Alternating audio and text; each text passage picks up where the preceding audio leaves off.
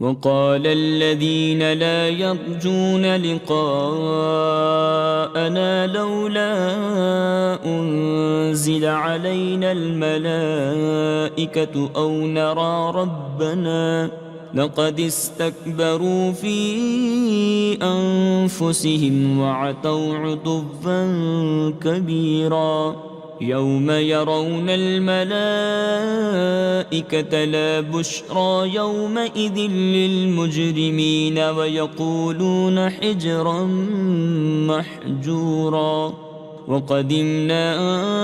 إلى ما عملوا من عمل فجعلناه هباء منثورا أصحاب الجنة يومئذ خير مستقرا وأحسن مقيلا ويوم تشقق السماء بالغمام ونزل الملائكة تنزيلا الملك يومئذ الحق للرحمن وكان يوما على الكافرين عسيرا ويوم يعض الظالم على يديه يقول يا ليتني اتخذت مع الرسول سبيلا يا ويلتى ليتني لم أتخذ فلانا خليلا لقد أضلني عن الذكر بعد إذ جاءني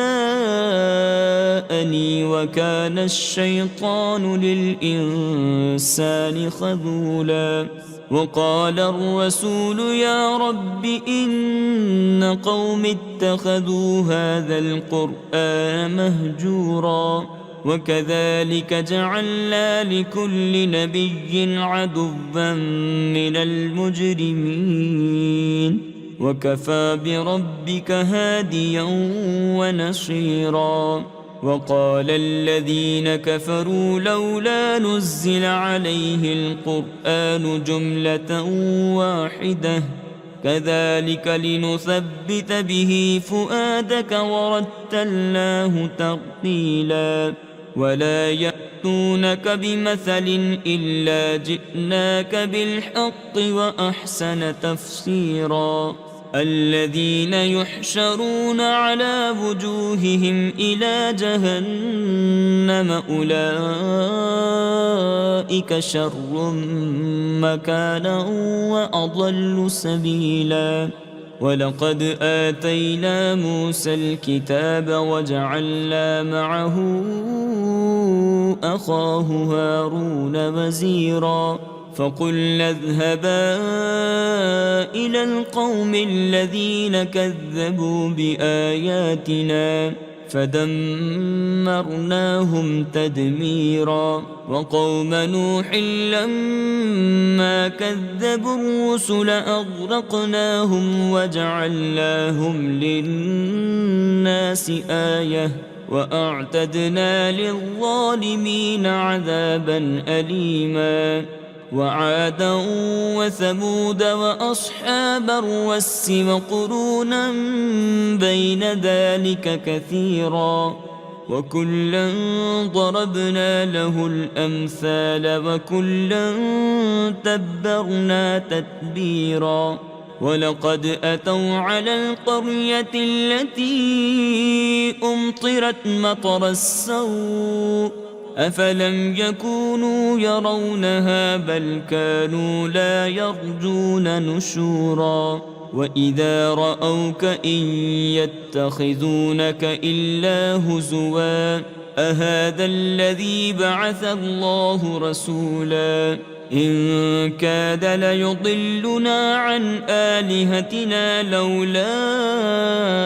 أن صبرنا عليها وسوف يعلمون حين يرون العذاب من أضل سبيلا أرأيت من اتخذ إلهه هواه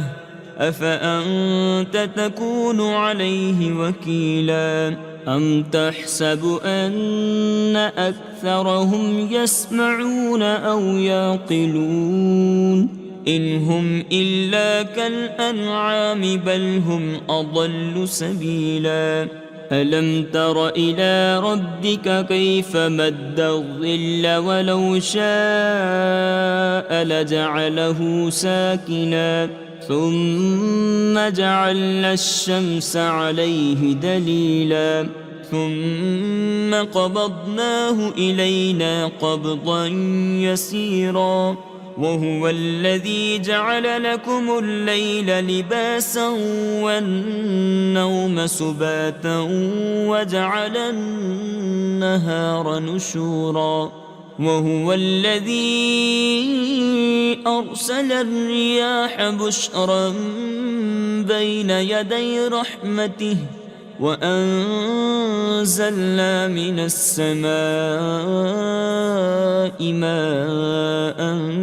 طهورا لنحيي به بلدة ميتا ونسقيه مما خلقنا أنعاما وأناسيا كثيرا ولقد صرفناه بينهم ليذكروا فأبى أكثر الناس إلا كفورا ولو شئنا لبعثنا في كل قرية نذيرا فلا تطع الكافرين وجاهدهم به جهادا كبيرا وهو الذي مرج البحرين هذا عذب فرات وهذا ملح أجاج وجعل بينهما برزخا وحجرا محجورا وهو الذي خلق من الماء بشرا فجعله نسبا وصهرا وكان ربك قديرا ويعبدون من دون الله ما لا ينفعهم ولا يضرهم وكان الكافر على ربه ظهيرا وما أرسلناك إلا مبشرا ونذيرا قل ما أسألكم عليه من أجر إلا من شاء أن يتخذ إلى ربه سبيلا وتوكل على الحي الذي لا يموت وسبح بحمده وكفى به بذنوب عباده خبيرا الذي خلق السماوات والأرض وما بينهما في 6 أيام ثم استوى على العرش الرحمن فاسأل به خبيرا وإذا قيل لهم اسجدوا للرحمن قالوا وما الرحمن أنسجد لما تأمرنا وزادهم نفورا تبارك الذي جعل في السماء بروجا وجعل فيها سراجا وقمرا منيرا وهو الذي جعل الليل والنهار خلفة لمن أراد أن يذكر أو أراد شكورا وعباد الرحمن الذين يمشون على الأرض هونا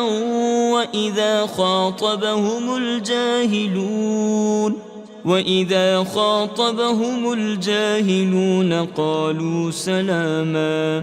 والذين يبيتون لربهم سجدا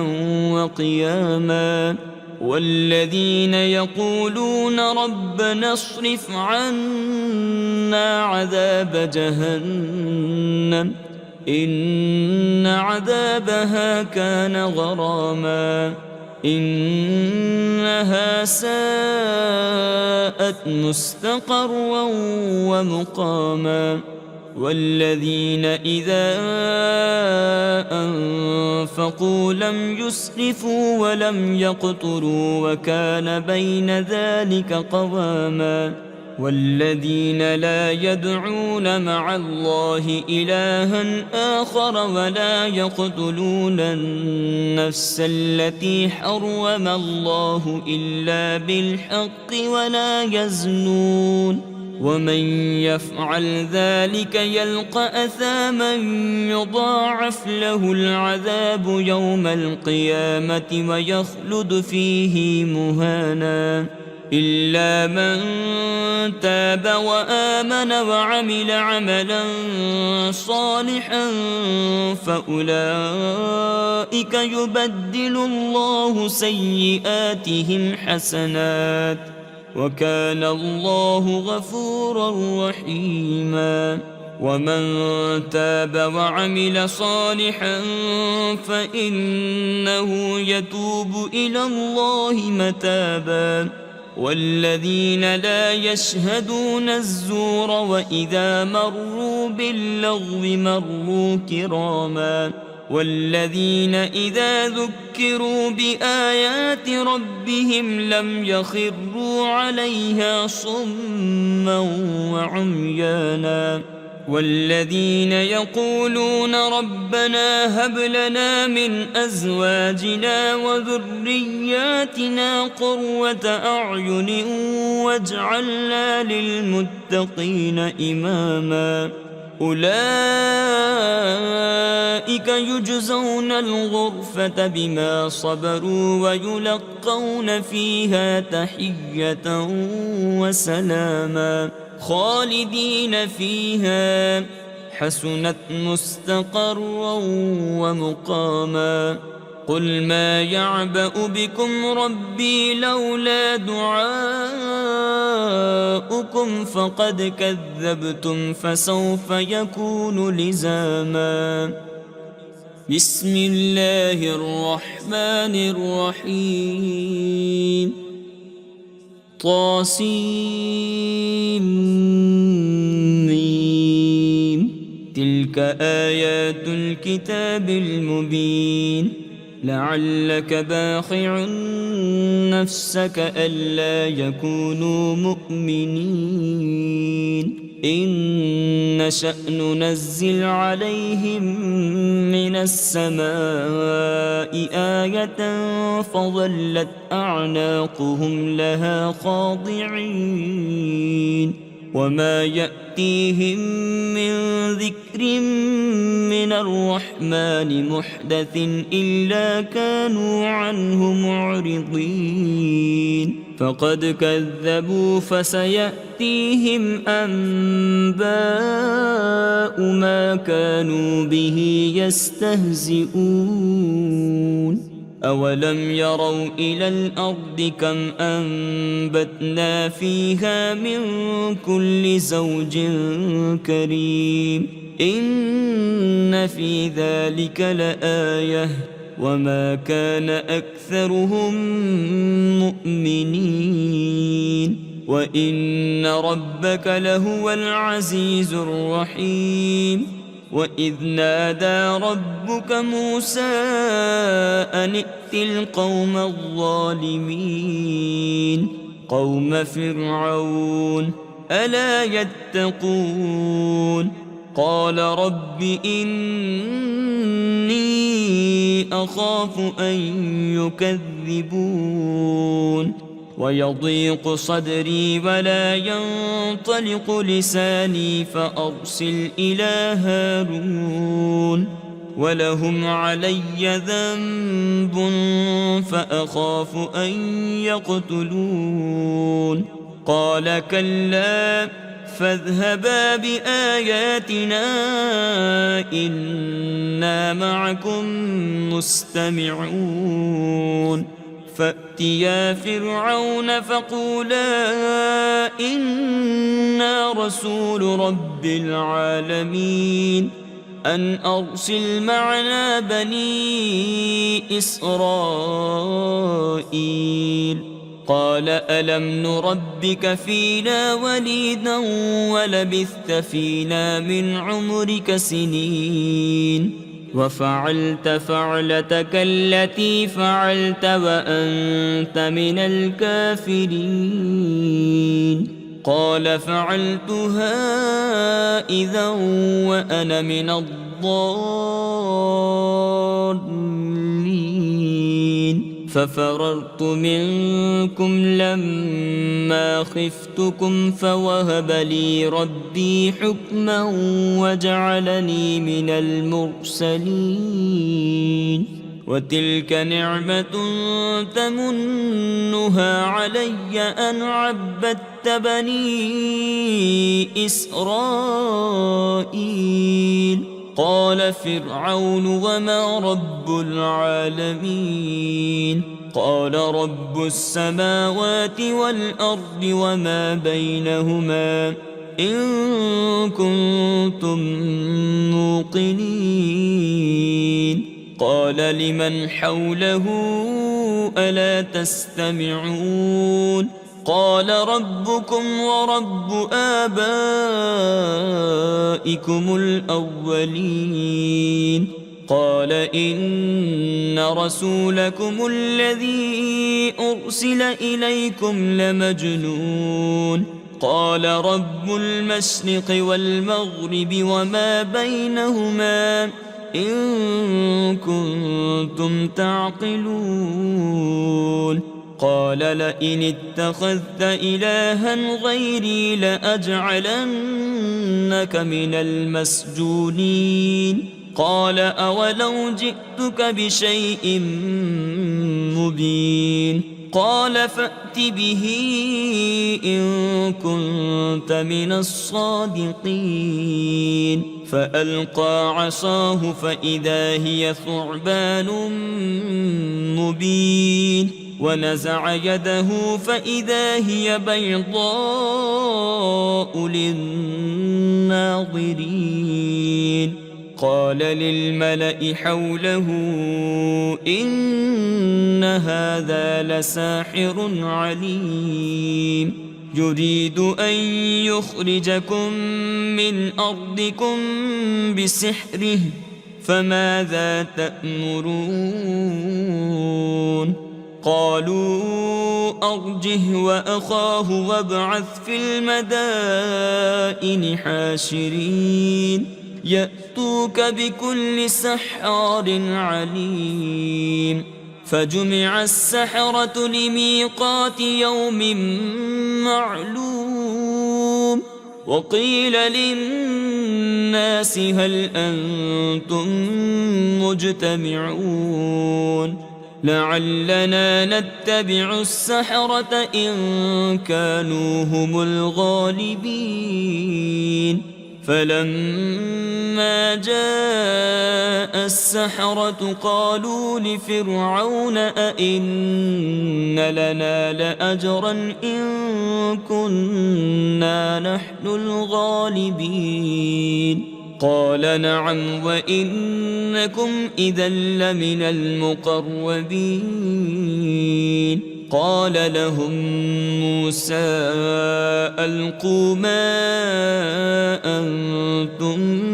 ملقون فألقوا حبالهم وعصيهم وقالوا بعزة فرعون إنا لنحن الغالبون فألقى موسى عصاه فإذا هي تلقف ما يأفكون فألقي السحرة ساجدين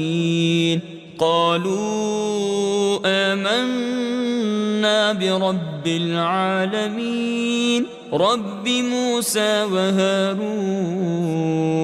قال آمنتم له قبل أن آذن لكم إنه لكبيركم الذي علمكم السحر فلسوف تعلمون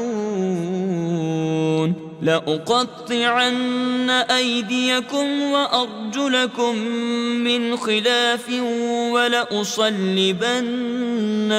أجمعين قالوا لا ضير إنا إلى ربنا منقلبون إنا نطمع أن يغفر لنا ربنا خطايانا أن كنا أول المؤمنين وأوحينا إلى موسى أن أسر بعبادي إنكم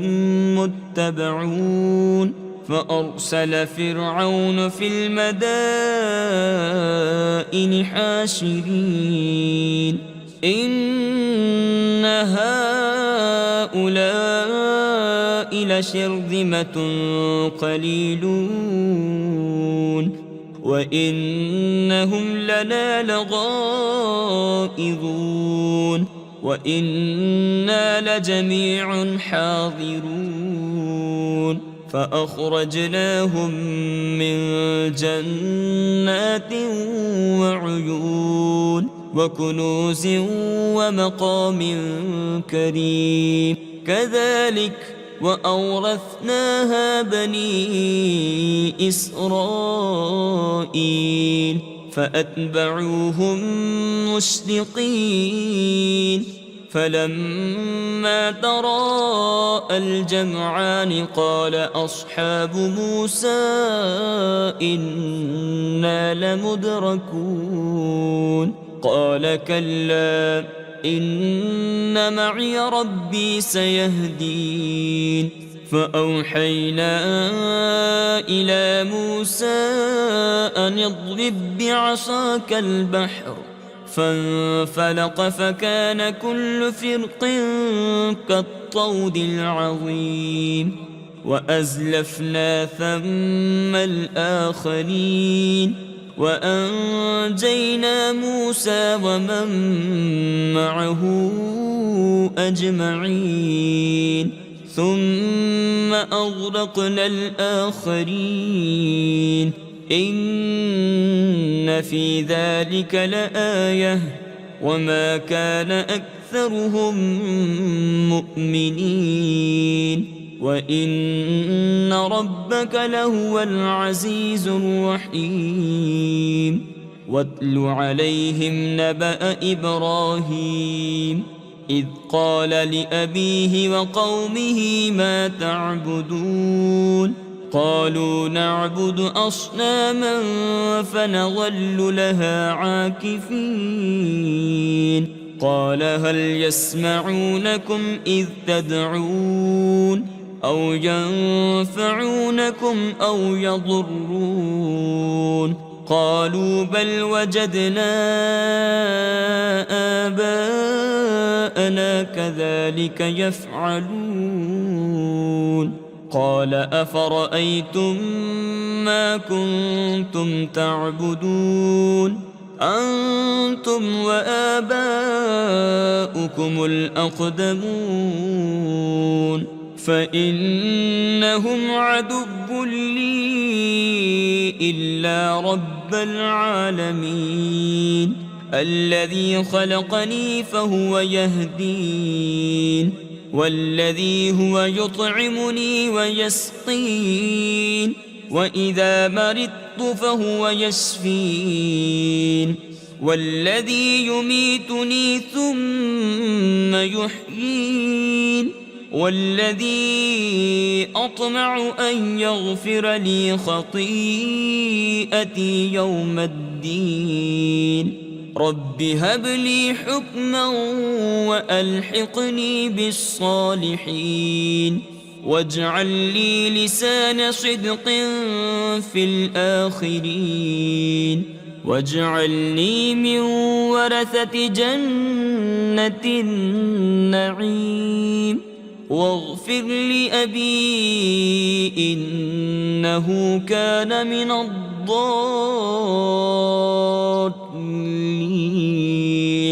ولا تخزني يوم يبعثون يوم لا ينفع مال ولا بنون إلا من أتى الله بقلب سليم وأزلفت الجنة للمتقين وبرزت الجحيم للغابين وقيل لهم أين ما كنتم تعبدون من دون الله هل ينصرونكم أو ينتصرون فكبكبوا فيها هم والغابون وجنود إبليس أجمعون قالوا وهم فيها يختصمون تالله إن كنا لفي ضلال مبين إذ نسويكم برب العالمين وما أضلنا إلا المجرمون فما لنا من شافعين ولا صديق حميم فلو أن لنا كروة فنكون من المؤمنين إن في ذلك لآية وما كان أكثرهم مؤمنين وإن ربك لهو العزيز الرحيم كذبت قوم نوح المرسلين إذ قال لهم أخوهم نوح ألا تتقون إني لكم رسول أمين فاتقوا الله وأطيعون وما أسألكم عليه من أجر إن أجري إلا على رب العالمين فاتقوا الله وأطيعون قالوا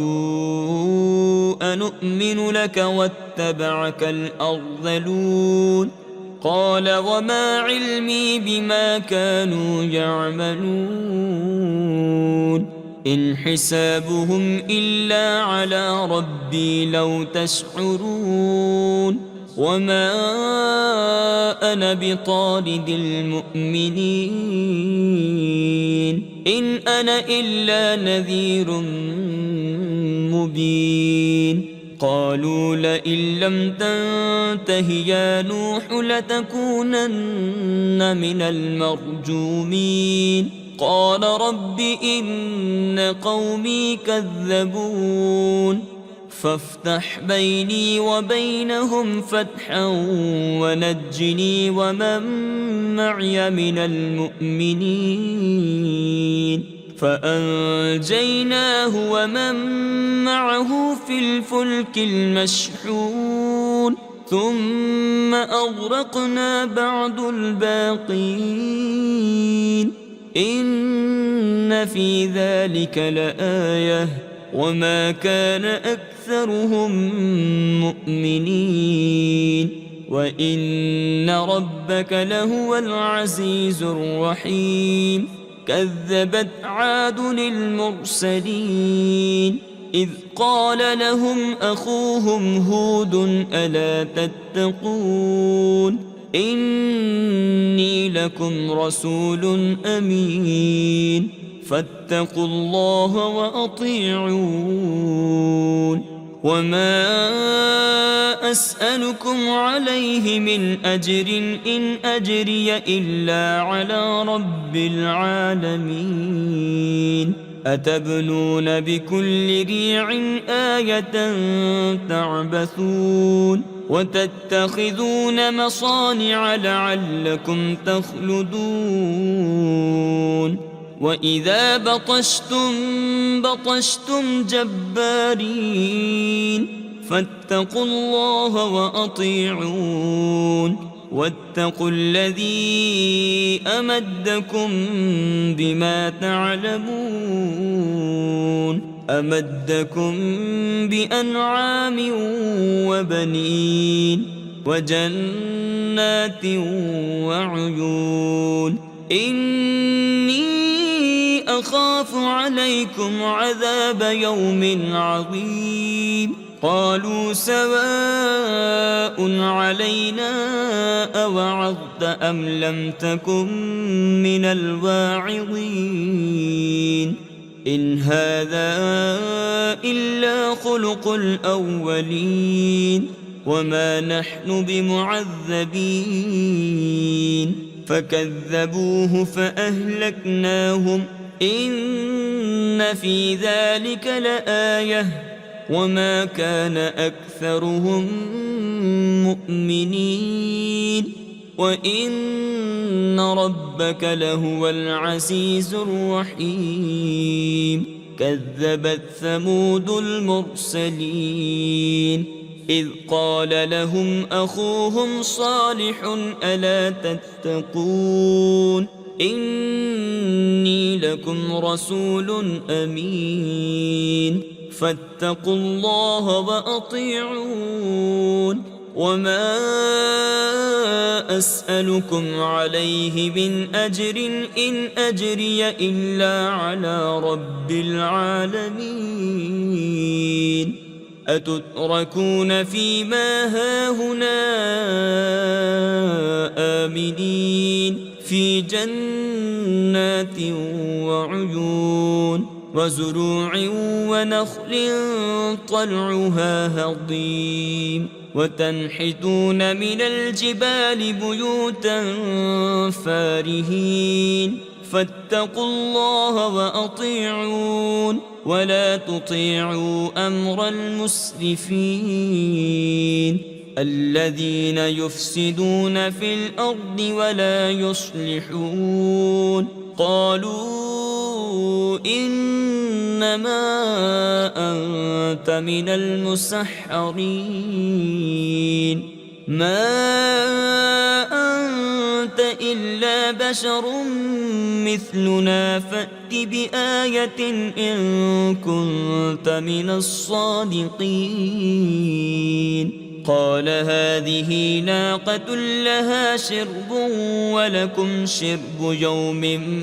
معلوم ولا تمسوها بسوء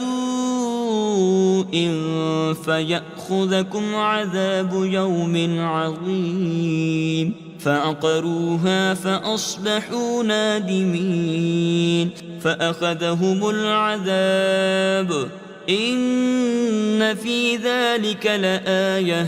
وما كان أكثرهم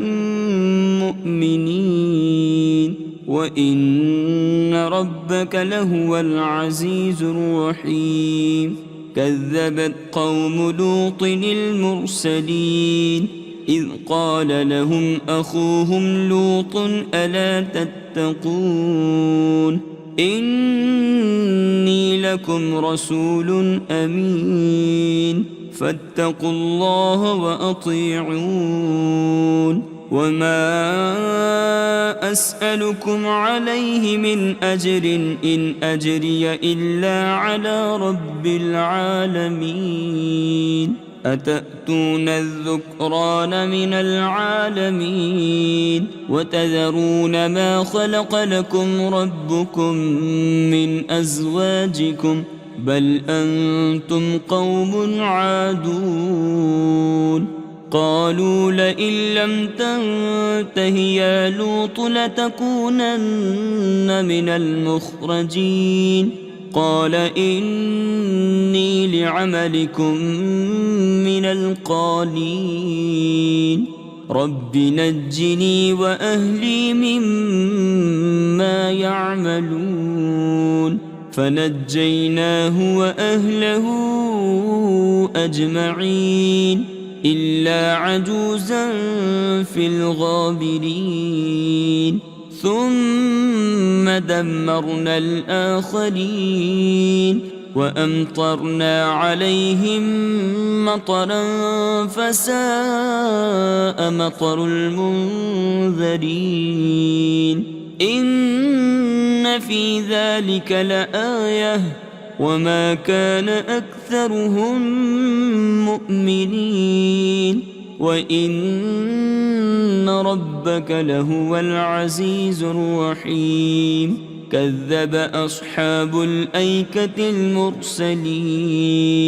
إذ قال لهم شعيب ألا تتقون إني لكم رسول أمين فاتقوا الله وأطيعون وما أسألكم عليه من أجر إن أجري إلا على رب العالمين أوفوا الكيل ولا تكونوا من المخسرين وزنوا بالقسطاس المستقيم ولا تبخسوا الناس أشياءهم ولا تعثوا في الأرض مفسدين واتقوا الذي خلقكم والجبلة الأولين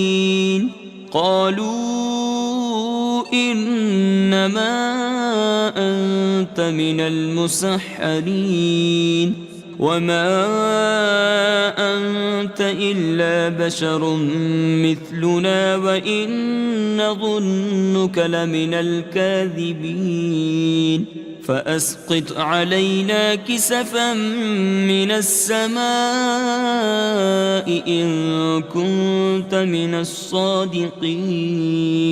قال ربي أعلم بما تعملون فكذبوه فأخذهم عذاب يوم الظلة إنه كان عذاب يوم عظيم إن في ذلك لآية وما كان أكثرهم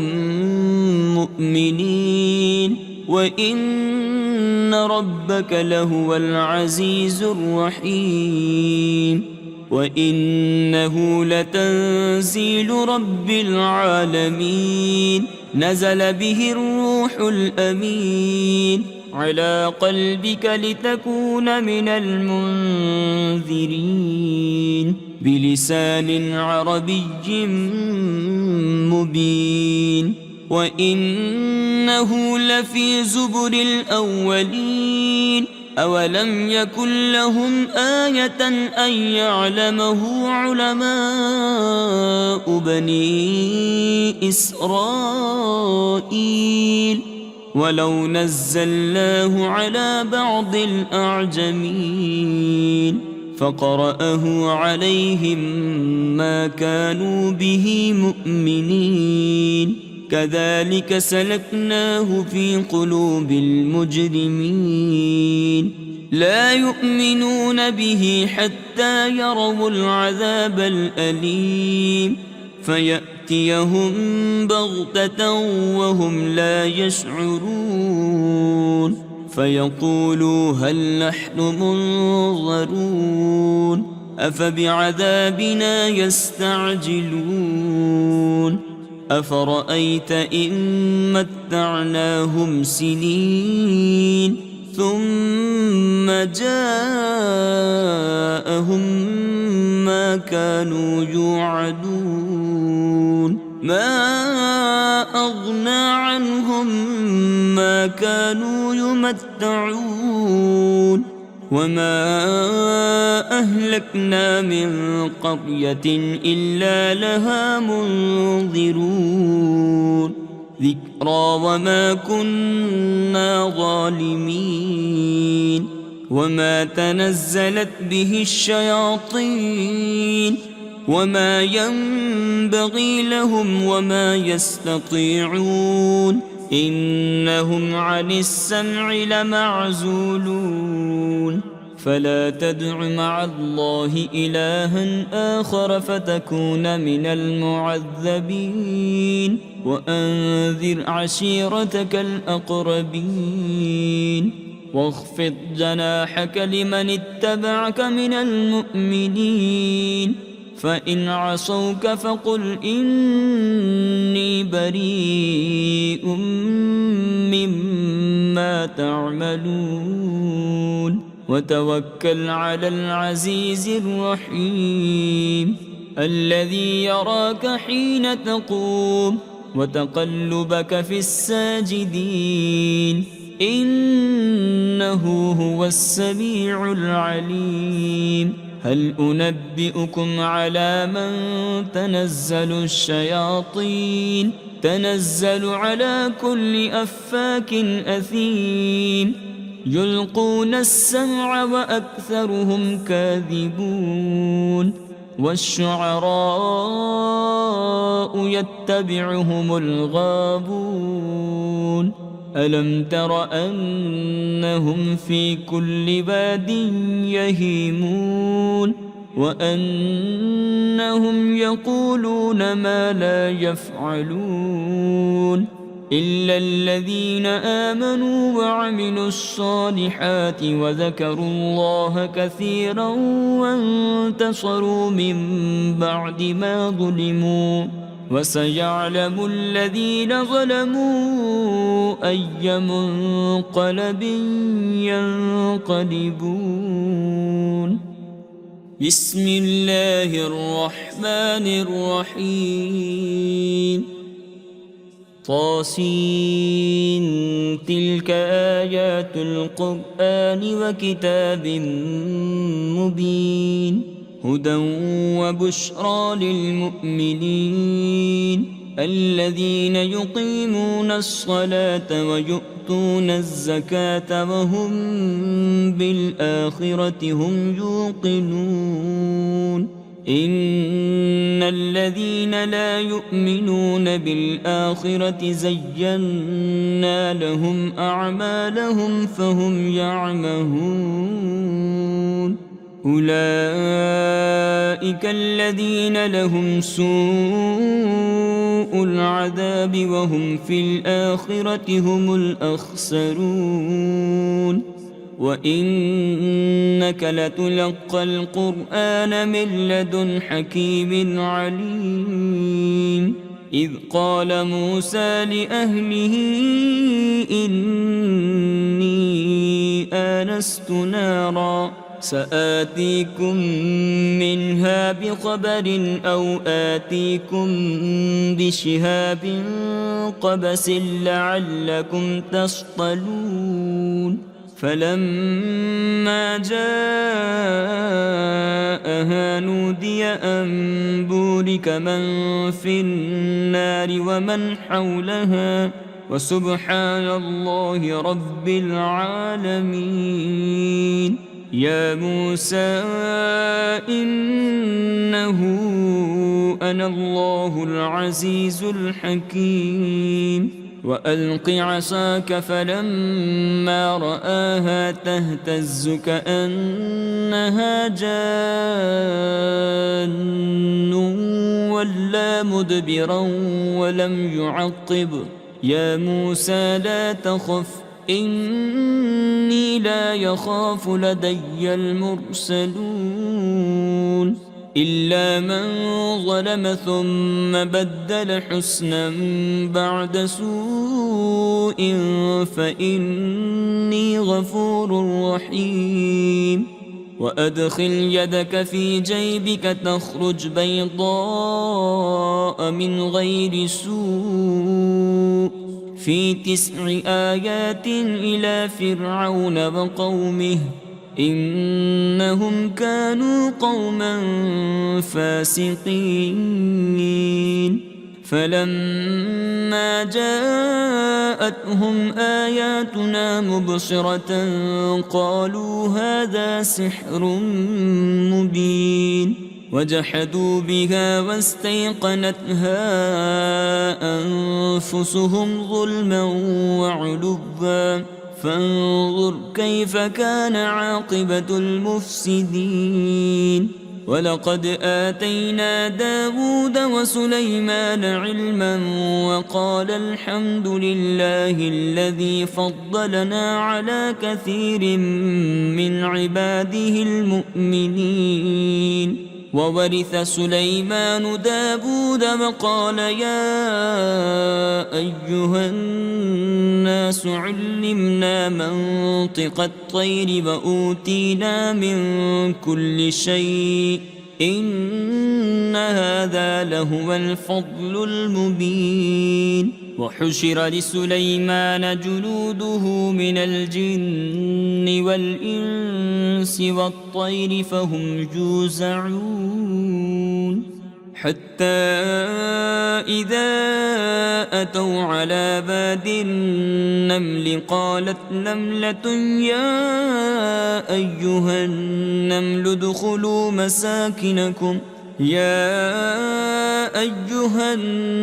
ادخلوا مساكنكم لا يحطمنكم سليمان وجنوده وهم لا يشعرون فتبسم ضاحكا من قولها وقال رب أوزعني أن أشكر نعمتك التي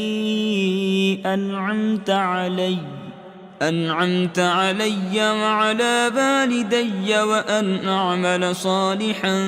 ترضاه وأدخلني برحمتك في عبادك الصالحين وتفقد الطير فقال ما لي لا أرى الهدهد أم كان من الغائبين لأعذبنه عذابا شديدا أو لأذبحنه أو ليأتيني بسلطان مبين فمكث غير بعيد فقال أحطت بما لم تحط به وجئتك من سبأ بنبأ يقين إني وجدت امرأة تملكهم وأوتيت من كل شيء ولها عرش عظيم وجدتها وقومها يسجدون للشمس من دون الله وزين لهم الشيطان أعمالهم فصدهم عن السبيل فهم لا يهتدون ألا يسجدوا لله الذي يخرج الخبأ في السماوات والأرض ويعلم ما تخفون وما تعلنون الله لا إله إلا هو رب العرش العظيم قال سننظر أصدقت أم كنت من الكاذبين اذهب بكتابي هذا فألقه إليهم ثم تول عنهم فانظر ماذا يرجعون قالت يا أيها الملأ إني ألقي إلي كتاب كريم إنه من سليمان وإنه بسم الله الرحمن الرحيم ألا تعلوا علي وأتوني مسلمين قالت يا أيها الملأ أفتوني في أمري ما كنت قاطعة أمرا حتى تشهدون قالوا نحن أولو قوة وأولو بأس شديد والأمر إليك فانظري ماذا تأمرين قالت إن الملوك إذا دخلوا قرية أفسدوها وجعلوا أعزة أهلها أذلة وكذلك يفعلون وإني مرسلة إليهم بهدية فناظرة بما يرجع المرسلون فلما جاء سليمان قال أتمدونني بمال فما آتاني الله خير مما آتاكم بل أنتم بهديتكم تفرحون ارجع إليهم فلنأتينهم بجنود لا قبل لهم بها ولنخرجنهم منها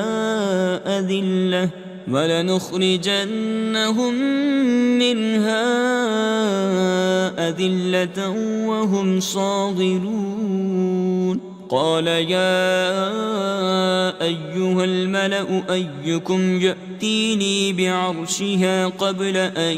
يأتوني مسلمين. قال عفريت من الجن أنا آتيك به قبل أن تقوم من مقامك وإني عليه لقوي أمين. قال الذي عنده علم من الكتاب أنا آتيك به قبل أن يرتد إليك طرفك فلما رآه مستقرا عنده قال هذا من فضل ربي ليبلوني أأشكر أم أكفر ومن شكر فإنما يشكر لنفسه ومن كفر فإن ربي غني كريم. قال نكروا لها عرشها ننظر أتهتدي أم تكون من الذين لا يهتدون. فلما جاءت قيل أهكذا عرشك قالت كأنه هو وأوتينا العلم من قبلها وكنا مسلمين. وصدها ما كانت تعبد من دون الله إنها كانت من قوم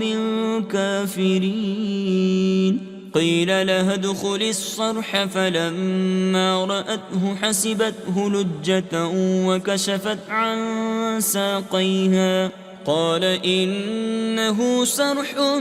ممرد من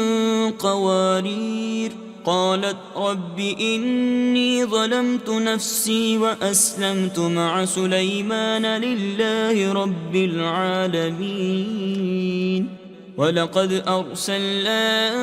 إلى ثمود أخاهم صالحا أن اعبدوا الله فإذا هم فريقان يختصمون. قال يا قوم لم تستعجلون بالسيئة قبل الحسنة لولا تستغفرون الله لعلكم ترحمون. قالوا اطيرنا بك وبمن معك قال طائركم عند الله بل أنتم قوم تفتنون. وكان في المدينة 9 رهط يفسدون في الأرض ولا يصلحون. قالوا تقاسموا بالله لنبيتنه وأهله ثم لنقولن لوليه ما شهدنا مهلك أهله وإنا لصادقون. ومكروا مكرا ومكرنا مكرا وهم لا يشعرون. فانظر كيف كان عاقبة مكرهم أنا دمرناهم وقومهم أجمعين. فتلك بيوتهم خاوية بما ظلموا إن في ذلك لآية لقوم يعلمون. وأنجينا الذين آمنوا وكانوا يتقون. ولوطا إذ قال لقومه أتأتون الفاحشة وأنتم تبصرون أئنكم لتأتون الرجال شهوة من دون النساء بل أنتم قوم تجهلون. فما كان جواب قومه إلا أن قالوا أخرجوا آل لوط من قريتكم إنهم أناس يتطهرون فأنجيناه وأهله إلا امرأته قدرناها من الغابرين وأمطرنا عليهم مطرا فساء مطر المنذرين قل الحمد لله وسلام على عباده الذين اصطفى الله خير أم ما يشركون